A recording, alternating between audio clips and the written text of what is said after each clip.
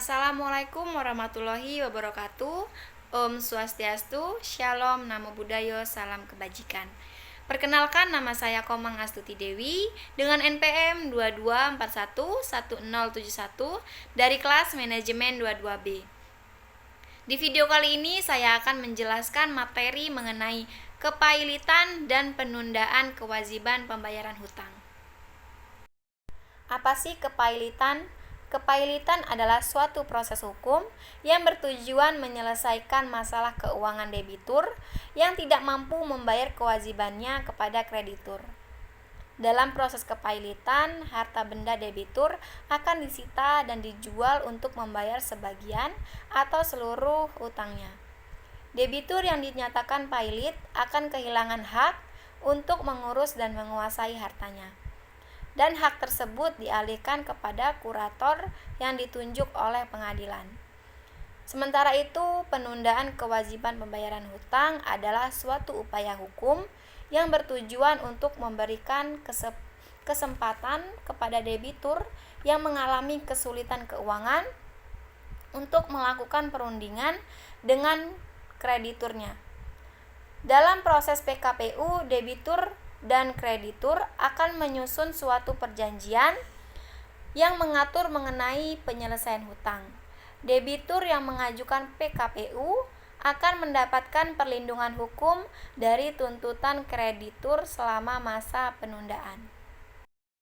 Kepailitan dan penundaan kewajiban pembayaran hutang atau PKPU adalah dua proses hukum yang berbeda untuk menyelesaikan masalah hutang.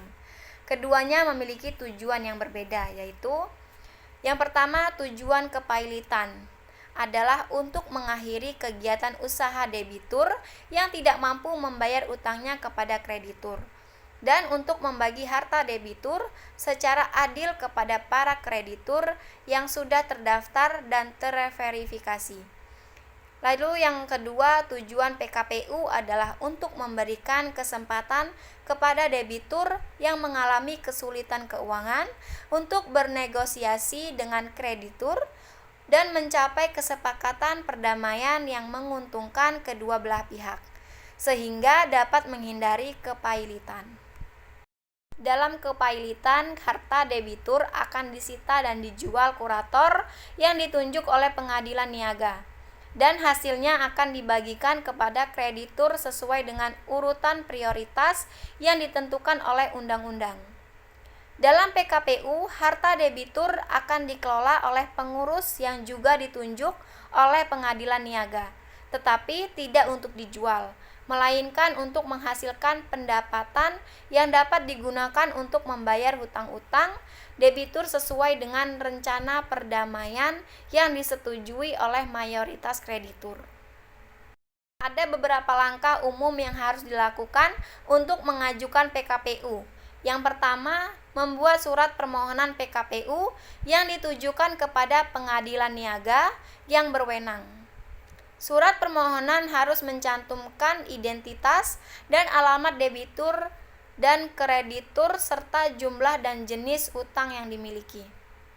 Yang kedua, melampirkan dokumen-dokumen pendukung seperti laporan keuangan perusahaan, rencana perdamaian, daftar kreditor, dan surat kuasa dari kuasa hukum jika ada. Yang ketiga, mengajukan berkas permohonan PKPU ke pengadilan niaga dan biaya permohonan. Yang keempat, yaitu menunggu putusan pengadilan niaga mengenai PKPU sementara, yang biasanya dikeluarkan dalam waktu 14 hari sejak permohonan diajukan. Jika PKPU sementara dikabulkan, pengadilan niaga akan memanggil debitur dan kreditur untuk menghadiri sidang perdamaian dalam waktu maksimal 45 hari sejak putusan PKPU sementara diterbitkan. Yang kelima, jika debitur dan kreditur berhasil mencapai kesepakatan perdamaian, pengadilan niaga akan mengesahkan kesepakatan tersebut dan menetapkan PKPU tetap. Jika tidak, pengadilan niaga akan menolak permohonan PKPU dan memerintahkan proses kepailitan. Beberapa jenis kepailitan yang dapat dikenakan kepada individu atau perusahaan, yaitu yang pertama likuidasi. Likuidasi adalah proses di mana aset-aset yang dimiliki oleh debitur dijual untuk membayar sebagian atau seluruh hutangnya kepada kreditur. Debit yang mengajukan likuidasi akan kehilangan hak atas asetnya dan dibebaskan dari kewajiban membayar hutang yang tersisa. Yang kedua, penyesuaian hutang individu adalah proses di mana debitur individu yang memiliki pendapatan tetap dapat menyusun rencana pembayaran baru dengan kreditur tanpa harus melikuidasi asetnya. Debitur harus membayar sebagian atau seluruh hutangnya dalam jangka waktu tertentu, biasanya antara 3 hingga 5 tahun. Yang ketiga, reorganisasi bisnis adalah proses di mana perusahaan yang mengalami kesulitan keuangan dapat menyusun rencana pembayaran baru dengan kreditur sambil tetap menjalankan usahanya. Perusahaan harus mendapatkan persetujuan dari mayoritas kreditur dan pengadilan untuk melaksanakan rencana reorganisasi. Baiklah, mungkin itu saja yang bisa saya jelaskan. Semoga video ini bisa bermanfaat untuk teman-teman semua. Dan terima kasih untuk teman-teman semua yang sudah menonton video ini. Jika ada tutur kata yang salah, saya mohon maaf. Saya akhiri. Wassalamualaikum warahmatullahi wabarakatuh. Om Santi Santi Santi Om. Shalom, Namo Buddhaya, salam kebajikan.